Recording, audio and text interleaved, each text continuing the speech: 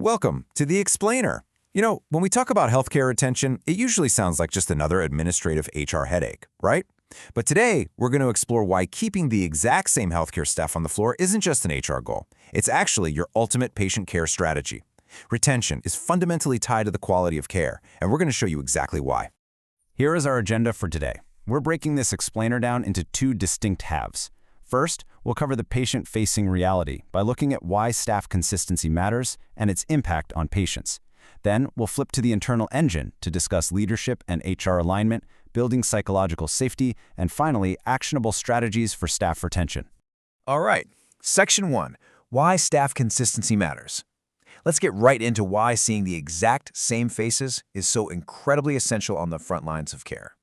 Take a look at this quote from Dr. Harshita Kajuria-Montag.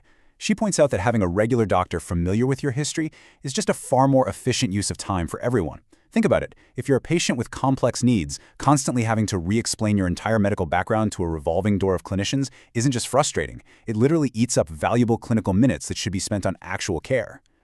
But here's the thing. Consistency absolutely does not start and stop with the physicians. It includes the medical assistants, the service specialists, and the receptionists at the front desk. Honestly, these roles are often a patient's most frequent touchpoints.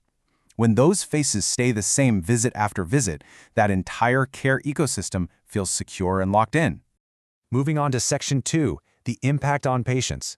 Let's connect the dots on how this stability directly translates to the actual quality of care patients receive. It really comes down to a simple three-step progression. Step 1, long-term staff create familiarity. Step 2, that familiarity builds deep, genuine trust. And Step 3, that trust leads directly to better care. Why? Because providers who actually know their patients can spot subtle baseline changes instantly, communication flows so much better, and you drastically reduce the chance of errors. And operationally, the contrast is just stark. On one hand, consistency creates this incredibly smooth, well-oiled machine with much faster patient throughput. High turnover, on the other hand, constantly resets your progress. It forces your remaining, probably already exhausted staff into these endless repetitive training cycles, which inevitably leads to dangerous communication gaps. To put a hard, undeniable metric on this, data actually shows that for every single 1% increase in turnover, overall patient experience scores drop by an average of 2 percentile ranks. Think about that for a second. Workforce stability and patient satisfaction are mathematically linked. It's a direct hit to your quality of care. Okay, that brings us to the second half of our explainer. Section 3, leadership and HR alignment.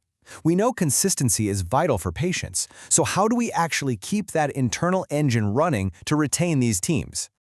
Well, the core solution is right here. Retention is relational, it's not transactional. Staff don't just stick around for a paycheck, they stay for the people, they stay for a shared purpose, and they stay for personal growth. The relationships leaders build internally actually mirror the exact same relationships staff build with their patients. And making that work requires a total dual approach. You absolutely need HR to structure clear pathways and ensure fair compensation. That's the baseline. But you also need leaders who are building daily relationships and actively mentoring their teams. If either HR or leadership drops the ball here, the entire retention strategy fails, period. Which leads us perfectly into Section 4, building psychological safety. This concept is the absolute bedrock of effective leadership and retention. Let's define what we mean by psychological safety.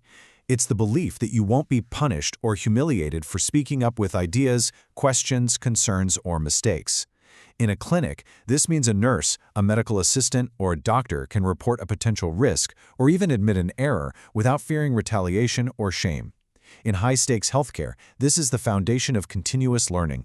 Now here is a really fascinating fact. Environments with high psychological safety actually report more mistakes. I know that sounds bad at first, right? But it's actually fantastic, because those errors aren't being hidden away in the dark. They are being brought out into the light, allowing the entire organization to adapt and improve patient safety. All right, let's wrap things up with Section 5, strategies for staff retention. What are the actual actionable steps we can take to stop healthcare workers from walking out the door? First, let's look at the reality we're dealing with. This recent survey data on the Nursing Retention Index is a huge wake-up call. If you combine the low and moderate intent buckets, almost 68% of nursing staff are either on the fence or actively looking to leave. That is massive, and it highlights an incredibly urgent need for proactive strategies. So what does the research say we should do? We have to go way beyond just talking about paychecks. Healthcare workers need leaders who build a culture of authentic listening. They need professional autonomy, strong peer support programs, and to really combat burnout, they need flexible, hybrid work models wherever that's actually possible. We have to personalize the employee journey. Because the truth is, a one-size-fits-all retention policy is just a guaranteed failure. As a leader, you have to manage the actual person in front of you. You need to figure out, is your team member a climber seeking rapid advancement?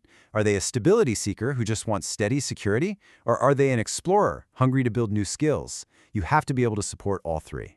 We're going to leave you with this final, powerful thought. People don't leave organizations, they leave environments where they feel unknown. Think about that for a second. If continuity is what builds incredible patient trust, doesn't it make total sense that being truly known by leadership is what builds staff loyalty? So ask yourself, do your team members feel truly seen today? Thanks for joining us on this explainer.